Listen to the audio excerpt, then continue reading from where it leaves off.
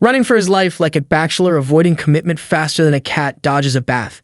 Chased by a zombie horde, it's like a real-life dead body Fullest with blood splatters that look like some Gen Z graffiti artist went wild in there. Humans are morphing into zombies, and in this chaos, our hero is sprinting like Usain Bolt with a caffeine overdose. But wait for it. Plot twist. Akira Tendu was just sprawled out watching a messy zombie flick at his cluttered desk. Even a dumpster looks neater in comparison, his eyes resembling the dullest light bulbs in the aisle, gobbled down ramen noodles as if they were the last brain cells on Earth. At 4 a.m., he collapses to the floor, thinking about work, or as he calls it, that thing I signed up for 3 years ago. He'd been as ambitious as a freshman on their first day of college and just as starry-eyed. Akira was head over heels for his colleague, Sori Otori, from day one, so he decided to impress her by working hard and ended up at a bar with his colleagues on his first day. Little did he know they were trading cubicles for a nightclub because, hey, you can't leave until you complete your tasks, right? After 2 sleep-deprived days, he finally went home, his dreams a little bruised but not broken. The cycle of eat, sleep, work, and repeat continued. They lived on a diet of soda, snacks, and instant food, talking to each other as if they'd unlocked the secret to eternal productivity. I put in 150 unpaid hours this week. Well, I got a prodigious 200 unpaid hours under my belt. Oh, the conversations. A year passed by and Akira couldn't even recall the last time he bathed. Just when he thought he could go home, his manager dropped another task on him. He wished for a missile to drop on him, but instead Utori handed him lunch, the sole reason he stayed in this corporate circus. As he chatted with Utori, their ugly boss summoned her to his office, and Akira could practically hear her moaning. About work, of course. It was his 3rd year at the same company, and he began questioning life choices. He was a lifeless body working insane hours with zero appreciation. He'd rather die than continue like this. Then one day he had a mental breakdown. As he left for work the next morning, he found an unpaid bill on his door. Frustrated, he went to the building manager's door, but it was locked. Next door was open, revealing a zombie feasting on a body like it was a buffet after a 40-day fast. His dreary life got a splash of color, red to be exact. Zombies turned toward him, craving his blood type. He managed to escape, realizing he didn't have to go to the office ever again. He tossed his office card at some zombies like he was handing out autographs, celebrating his newfound freedom. Jumping off the building, crashing into zombies, he showcased his rugby skills, sliding gracefully between the legs of a particularly stunning zombie. He was ecstatic about his day off, even though the world was crumbling around him. He planned all the things he wanted to do while zombies eyed him hungrily from just a few feet away. Thinking about Utori, he remembered she was someone's side piece and shrugged it off. He'd rather be a zombie snack than deal with relationship drama. Men will be men. He sprinted to her apartment and found her there, turned into a zombie. He confessed his feelings, but come on, dude, run for your life. She started chasing him and he grabbed his bag, bidding farewell to his first love. Spoiler, she didn't seem too interested. Fast forward to nightfall, he still couldn't believe he didn't have to work anymore. He strolled into a store, bought a pen and notebook, and even paid for them. Some things never change. He sat down to write down all the 100 things he wanted to do before turning into a zombie. Because hey, even in the apocalypse, a good to-do list is essential. Akira woke up and apologized to his manager before remembering he didn't have to work anymore. He enjoyed the morning on his balcony, cleaned his apartment, and washed his clothes. With chilled beer in hand, he watched the news as Tokyo's situation deteriorated, but he needed more beer and ventured outside despite the dangers. He encountered a couple, the Kosakas, who asked for food and toilet paper. Akira hesitated, but ultimately went on a beer hunt, finding a store being filmed by a GoPro. Inside, he met a girl in a gym suit, but she wasn't interested in conversation. As zombies entered the store, she saved him from a crashing truck, but left without a word. With his bike destroyed, Akira found the Scotty on the road and later upgraded to a Laurie Richardson motorcycle. He made it back home, where he realized he'd met a beautiful girl and got his dream bike, making it a lucky day. The girl, on the other hand, worked out, listened to an emergency broadcast, and created a spreadsheet of 100 things to do to avoid becoming a zombie. She analyzed different zombie types, comparing them to movie zombies, and set out to gather supplies. In a convenience store, she saw Akira enter and couldn't understand how he'd survived so long. She saved him from a truck and returned home, connecting her GoPro to her computer to analyze zombie patterns. She regretted not buying mocha muffins. Shao, the #1 member of the club Shoe Time, was bravely defending the club and the people inside it, along with others, against a horde of beautiful zombies rushing towards them. Meanwhile, Akira was riding his bike and suddenly braked in Shinjuku, which was overrun by zombies. He had been thinking about growing a beard to look cool, but was interrupted by a message on his phone. Since he joined the industry, he had turned down many invitations and now he was replying to them. He informed them that he had quit his job and waited for their replies, feeling a sense of regret for sacrificing time with friends. Akira came across an old text from a friend and decided to call him. His friend was stuck in a hotel room, unable to even peek outside. He had taken his last sip of water and hadn't eaten in 3 days. To make matters worse, he was trapped with a naked zombie girl in a bondage room, leading to some dirty fantasies. He was relieved that he had ended up in a bondage room, although he was starving and pondering his fate. As hunger and hallucinations set in, he began to think of Akira and was confused about why he was on his mind now. He recalled their college days when Akira always laughed at his stupid jokes. His phone rang and it was Akira's call. Akira was excited and confused, asking him to text his location before hanging up. Akira remembered their friendship since college and how close they had been. Kencho, a big-time real estate agent, had a natural talent for communication, but Akira was struggling with an exploitative corporation. Shu was the last person standing in front of the zombies, finding it a satisfying way to go. He closed his eyes and surrendered to death, but suddenly, the zombies were distracted by a loud noise and began moving away. All the zombies inside the building gathered around a car emitting the sound. Kencho finally left his room and walked into the corridor, hearing some noise from a distance. Akira appeared behind him, startling him. Akira began crying and confessed that Kencho had been right all along, and he had been jealous of his happiness and life. Kencho was confused about whether Akira had come all the way just to confess. As Kencho was about to respond, the zombies arrived and they ran to the roof, blocking the door with AC vents. But it wasn't enough. Kencho started panicking, asking Akira what they should do. Akira suggested jumping to the next building, but Kencho wasn't ready. Akira took a deep breath, ran, jumped, and landed on the next building, slightly injured but still hyped. Kencho admired his bravery and told him that he could make the jump. Instead, he wanted to confess something. He hadn't enjoyed his job, and he had to smile while lying to people's faces. He had tricked people into bad contracts, and all of it had made him unhappy. He had also been faking his enjoyment.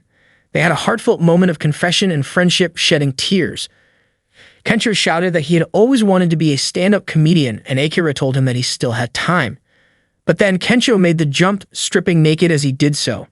He hung on the edge of the building, and as he was about to fall, Akira grabbed his hand and pulled him to safety. Kencho groaned, and when asked by Akira if he had been bitten by zombies, he yelled that he had scraped his balls. They started talking and enjoying beers. Kencho had jumped naked because he was highly sophisticated and inspired by his rebirth as an entertainer. They laughed and taunted each other's careers while enjoying beer and chips beside a bonfire. Akira and Kencho were camping on the roof of a building, and Kencho had prepared some seafood. Akira felt that not knowing how to cook was why he didn't have a girlfriend, a painful point for him. Kencho's comment about men needing to know how to cook deeply affected Akira. Kencho declared he would find a girlfriend that day, and as he looked down a female zombie twerking and farting, he taunted Akira, wishing him luck. Helpless, Akira clenched his teeth. Kencho read his notebook, which included aspirations like wine and dine flight attendant, a lofty goal that Akira teased him about. Kencho explained that quitting his job had opened his eyes, but he was confused about how working in such a company had messed with his head. He asked Akira if he could become a stand-up comedian to the list, and as Akira tried to snatch the notebook, Kencho insisted that since he had saved Akira, he should take full responsibility. One of the items on the list was to have a super big screen, and as they rode their bike, Kencho read about entering showbiz. Akira teased him, suggesting that running around naked might be enough to make it in showbiz. When questioned, Kencho revealed his childhood love for comedy shows, explaining his desire to become a comedian. Akira pondered his own dreams. Their journey hit a dead end with the fire brigade burning and a gas tanker rushing toward them in panic. Akira spotted a subway entrance, donned his goggles, and accelerated toward the tanker, causing it to trip and explode. Unfortunately, a zombie head struck Kencho, but they both survived and entered the subway unharmed. Inside, they encountered a horde of zombies and their bikes slipped, causing them to fall. They found a partially closed shutter and slid inside, pondering how they had survived. A flashlight revealed 3 girls and 1 man. Akira began to imagine things upon seeing the girls, but one of them got furious at his thoughts. Kencho encouraged a crying girl, and they introduced themselves as Reika, Maki, Yukari, and the depressed man.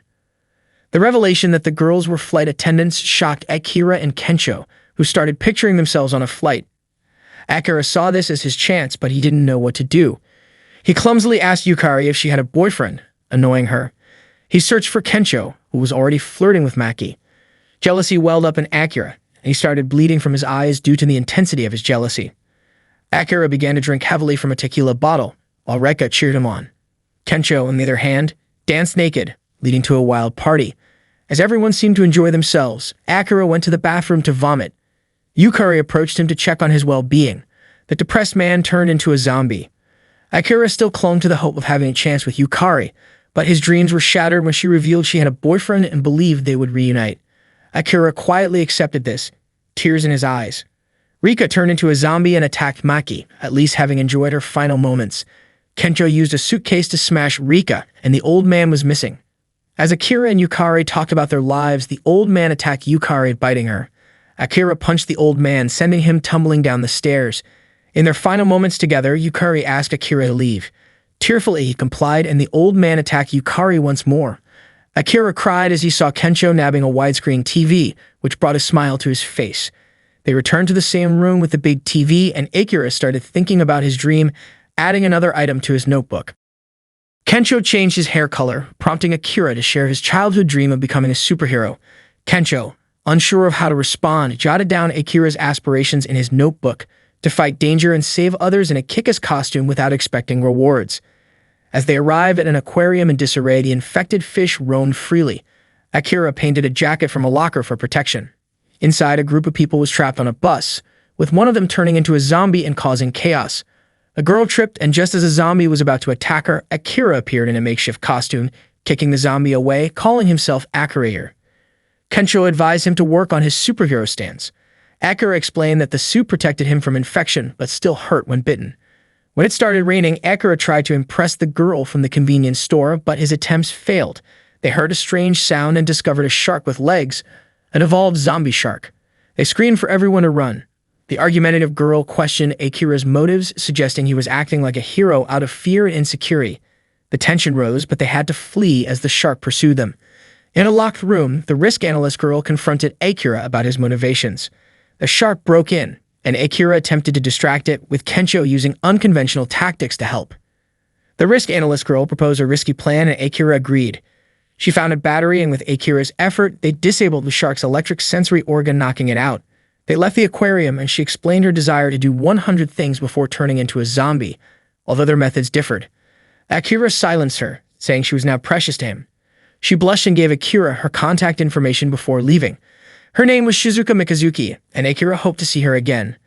The number of zombies continued to increase daily, and the city had run out of power and water supply. Despite the dire circumstances, Akira and Kencho found themselves casually checking out luxurious goods in the mall, marking another item off their bucket list. They couldn't access any news due to the power outage, and with food and supplies running short, it was clear they needed to start taking this situation more seriously. The lack of pollution and the power outage allowed them to enjoy the night sky's view, which brought back memories of Akira's childhood with his parents. The next day, Kencho started packing necessary supplies while Akira seemed to pack useless items. Leaving his apartment behind, Akira became emotional. They decided to head to Gunma, Akira's hometown, to see his parents. Their plan was to steal a camping car from a showroom. Outside the showroom, they ran into Shizuka, who rudely rejected Akira's invitation. She saw no benefit in forming an alliance with them. Kencho struck up a conversation with Shizuka, leaving Akira feeling disappointed and lifeless in the background. Shizuka was also there to steal a camping car, but she didn't have a license. They began convincing her through her own words of risk analysis. Inside the showroom, Akira and Kencho's inner children emerged when they saw plenty of models to choose from. However, Shizuka analyzed the options carefully, considering what would be best for their situation. She chose one that aligned with her criteria, but Akira was more interested in a luxurious option. Their argument started to get on her nerves, but she calmed down when she spotted her favorite RV. As they argued about the choice, zombies entered the building, forcing them to escape in the first RV they could find. Akira took the wheel, Kencho rode his bike, and Shizuka occupied the front seat, talking about the zombie virus and the possibility of a cure. However, their escape was interrupted when a spiked trap on the road punctured their RV and bike, throwing Kencho off his bike. Akira jumped out to check on Kencho, only to find multiple vehicles blocking their path. One of the people blocking the road was Akira's former boss from work. This encounter brought back nightmarish memories for Akira, causing him to tremble with fear. Kosugi, his former boss, offered a tire replacement and treatment for Kencho in exchange for Akira working for him for 2 days. Shizuka confronted Kosugi about his intentions, but they were running out of time as the zombies closed in. Akira reluctantly accepted the offer, and they were taken to Kosugi's base. Shizuka tended to Kencho's injuries and Kencho was furious, believing it was all his fault. Meanwhile, Akira trembled with fear as his past haunted him once again. As he observed everyone working hard, Akira tried to cool some beers to share with the others. However, his boss found out and confronted him. Kosubi threatened Akira and scolded him, making him shake with fear. Other members of Kosubi's gang arrived and demanded the beer, as they were used to being given warm, cheap beer. Akira acted generously to avoid any conflict, but he was still trembling with fear. Seeing Akira's situation, Shizuka recalled her own traumatized childhood. She told Kencho about the reality of fear and mind control, drawing parallels with her own experiences.